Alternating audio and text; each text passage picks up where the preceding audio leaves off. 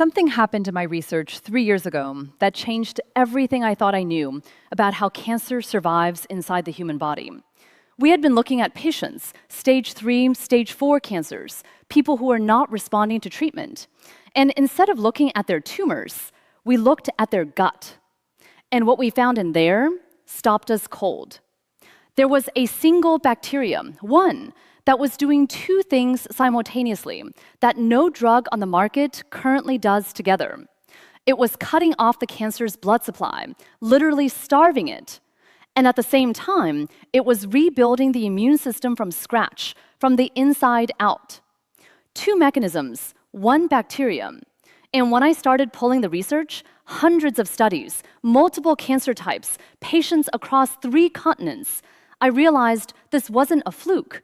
This is a pattern. And more importantly, you can grow this bacterium every single day with food you probably already have in your kitchen. My name is Dr. Leana. I'm an emergency medicine physician. In this video, I will explain you the end of cancer with simple daily foods. Also, I'll explain you about this mechanism as well. Before we dive in, I need a quick favor.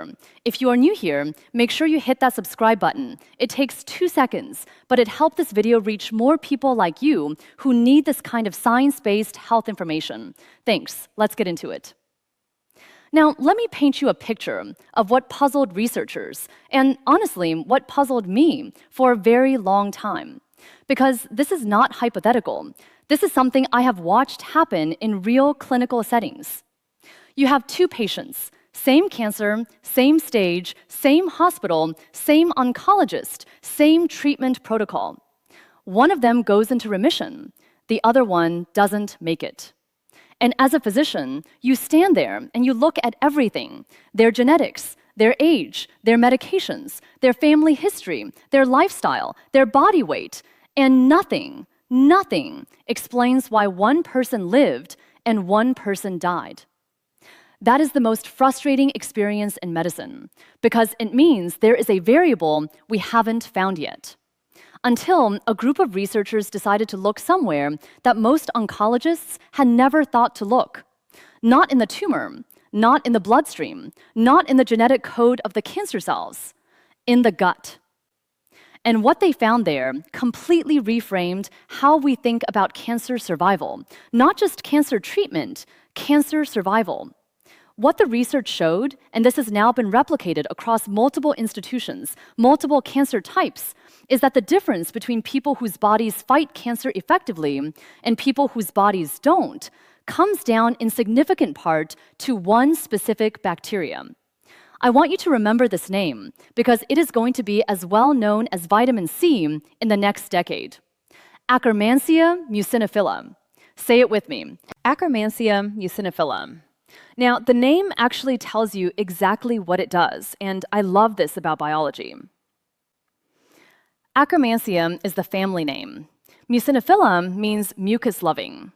This bacteria lives in and thrives on the mucus lining of your colon. Right in the cecum, that little pouch at the very beginning of your large intestine. And it is remarkable, because unlike most gut bacteria that just sit there fermenting fiber and producing gas, Akkermansia is actively running 2 defense operations in your body simultaneously. Operation 1, it reinforces and rebuilds the lining of your gut, which is the headquarters of your entire immune system. Operation 2, it influences your body's ability to cut off the blood supply to tumors, to starve them. 2 jobs, 1 bacteria. And when you don't have enough of it, both of those defense systems collapse at the same time. Let me explain the blood supply piece first, because I have spent the better part of my career studying exactly this. The process is called angiogenesis. Angio, blood vessels, genesis, growth. Your body grows and directs blood vessels constantly to heal wounds, to feed your organs, to supply your muscles during exercise. That is healthy and completely normal. But here is what cancer figured out. Tumors send out chemical distress signals, like a ransom note to your circulatory system, saying, "Come feed me." And if your body doesn't have the tools to say no to that ransom note, the blood vessels go in. And I want you to understand what that means in real numbers, because I have watched this in the laboratory. The moment a single blood vessel makes contact with a microscopic tumor, one vessel, that tumor grows 16,000 times its original size in as little as 2 weeks. 16,000 times in 2 weeks. That is how fast a cancer explodes the second it gets its blood supply. That is the difference between a microscopic cancer your immune system can eliminate and a tumor large enough to threaten your life. Now, here is where Akkermansia enters the picture. Research from leading cancer centers shows that adequate Akkermansia levels in your gut help regulate the chemical signals that control this angiogenesis process. It is essentially coaching your body to reject the tumor's supply request, to cut the fuel line, to starve the cancer before it ever gets the resources to grow. Think of it this way. Cancer is like an army that's been cut off from its supply chain. No ammunition coming in, no food trucks, no reinforcements. An army without supplies doesn't win a war. It just quietly falls apart. That is what Akkermansia helps do to a tumor's blood supply. Now, the second mechanism is where it gets even more extraordinary. In a landmark study published in one of the journals that every oncologist in the world reads every month, researchers followed over 100 patients who were receiving immunotherapy for different types of cancer. Now, immunotherapy, for those who are not familiar, is the treatment that turns your own immune system into the weapon against cancer. And it is one of the most genuinely exciting advances in oncology in 30 years. But here's the brutal reality of immunotherapy. For some patients, it works like a miracle, complete remission, cancer gone. For other patients, it does nothing. The cancer keeps growing, the patient dies. And for years, nobody could explain why. So these researchers compared every measurable variable between the people who responded and the people who didn't. Gender, age, genetics, medications, tumor stage, everything. And after controlling for all of it, every single factor they could measure, the one statistically significant difference between survivors and non-survivors was their level of Akkermansia muciniphila. The patients who had it responded to immunotherapy. The patients who didn't. And then the researcher did something I consider one of the most elegant experiments in modern cancer science. She took Akkermansia from the guts of the responders and transplanted it into mice that were not responding to immunotherapy. Boom, those mice started responding. She rebooted their immune system with one bacteria. Now, here is why this matters for your immune system, even if you are nowhere near immunotherapy. Approximately 70% of your entire immune system is housed in and around the lining of your gut. Not in your blood, not in your lymph nodes, in your gut lining. When Akkermansia is thriving, it acts like a construction crew, reinforcing the walls of a fortress, patching cracks, rebuilding sections that have worn down, keeping the structure tight. When Akkermansia is depleted, that fortress wall starts to fail. And through the cracks, inflammatory signals leak into your bloodstream. And cancer, the microscopic cancer your body is supposed to catch and kill every single day, thrives in that inflammation. Inflammation is like pouring gasoline on the embers of a fire. A tiny spark of a cancer cell, bathed in inflammatory signals, can become a raging bonfire. So the question I get more than any other question, I got it from my own sister when I shared this with her, is how do I get more Akkermansia? There are now Akkermansia probiotic supplements on the market, and there is promising early data on them. But here's what the research most consistently supports as the most effective, accessible, and sustainable approach. You feed it with food every single day, because Akkermansia is not a bacteria you take once and forget. It is a living ecosystem that you tend to daily, the way you water a plant. Neglect it for 2 weeks, and it starts to struggle. Feed it consistently, and it colonizes your gut and starts doing its work. So what does Akkermansia eat that makes it flourish? Number 1, pomegranate. Pomegranate juice, pomegranate seeds, pomegranate extract. The polyphenols in pomegranate, specifically compounds called urolithins, are metabolized by Akkermansia into active anti-inflammatory agents in the gut lining. 4 ounces of pomegranate juice every morning. That's it. Number 2, cranberries. Fresh cranberries, dried cranberries, unsweetened cranberry juice. The proanthocyanidins in cranberries are essentially rocket fuel for Akkermansia populations in the gut.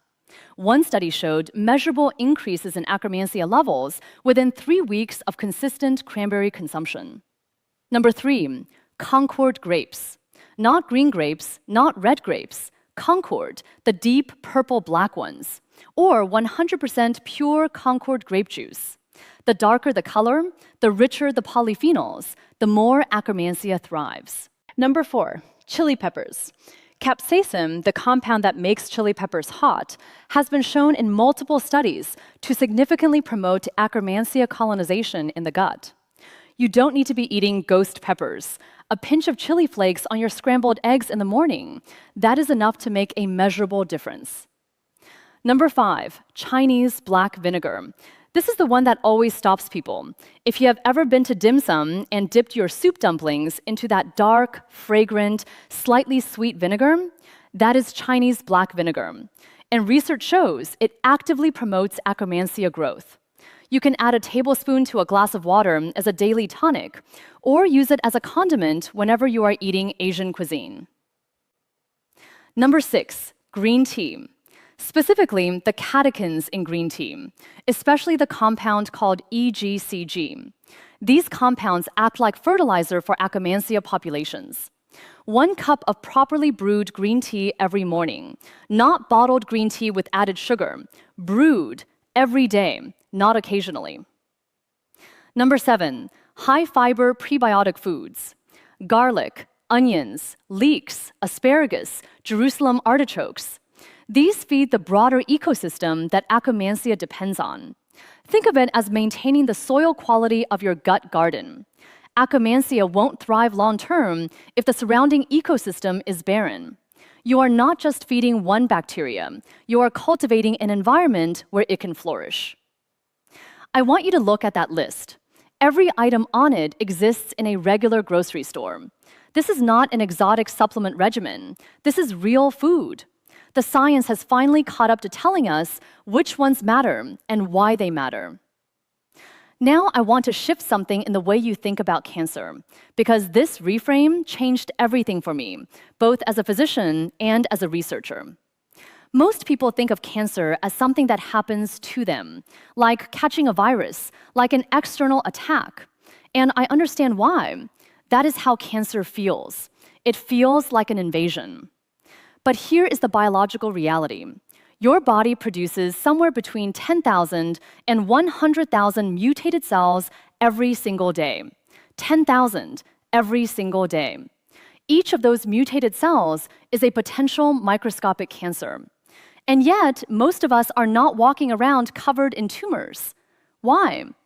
Because your body, when it is functioning at full capacity, is running a cancer surveillance operation 24 hours a day, 7 days a week, from the moment you are born until your very last breath. Like a highly trained security team, walking every corridor of a building, checking every room, every door.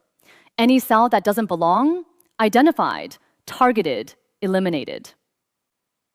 The question I ask as a researcher, and it is a more interesting question than why did I get cancer, is what disrupted the surveillance system? Because cancer most often doesn't happen because of one bad meal or one stressful year. It happens because the defense systems failed progressively, over months, over years, often quietly, without any symptoms, until the microscopic became visible. And one of the most significant ways those defense systems fail, we now understand, is through the depletion of the gut microbiome, of Akkermansia, of the very bacteria we have been talking about. Your gut is not just a digestive organ. It is your body's cancer command center. And what you put into it every single day is either building that command center up or slowly tearing it down. Which brings me to something I want every single person watching this to take seriously. because it connects to everything we have discussed, and it affects people who eat well, exercise, and consider themselves healthy.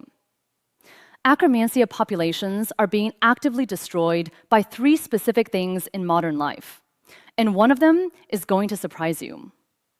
First, antibiotics.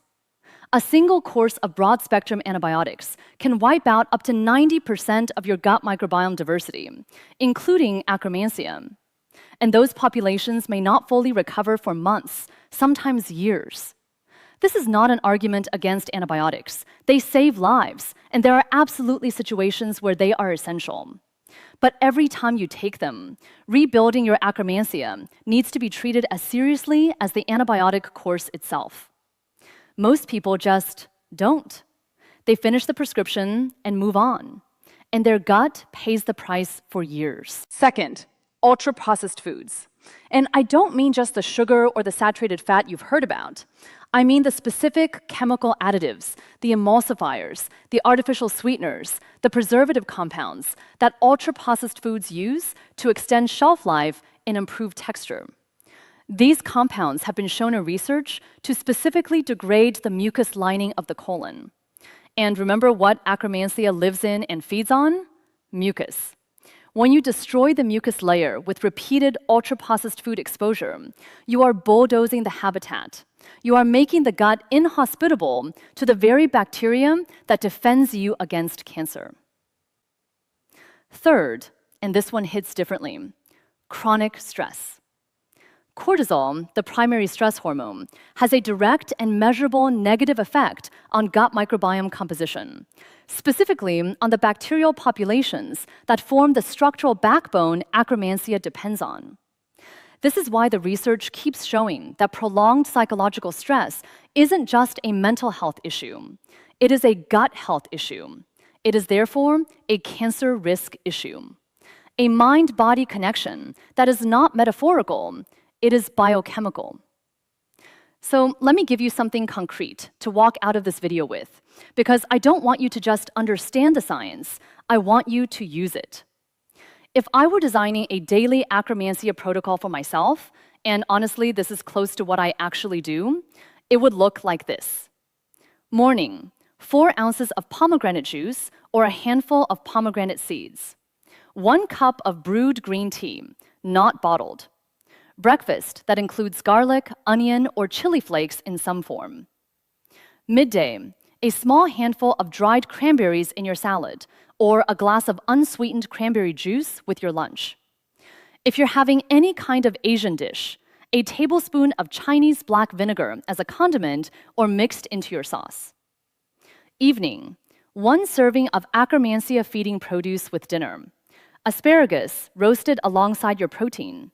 Leeks sautéed in olive oil, garlic in everything, an onion in the base of whatever you're cooking. Notice what I did not say. I did not say take 14 different supplements. I did not say order something expensive from overseas. I did not say overhaul your entire life overnight. I said add 7 specific foods to your daily eating, foods that exist in every grocery store, foods that taste good, foods that your body knows how to use. The science is clear, the mechanism is understood, and the answer, as it turns out, was always sitting in the produce section. If this changed how you think about what's happening in your gut right now, then I promise you, the next video is going to do the same thing for your blood vessels and what you can eat to keep them on your side. Check it out right here.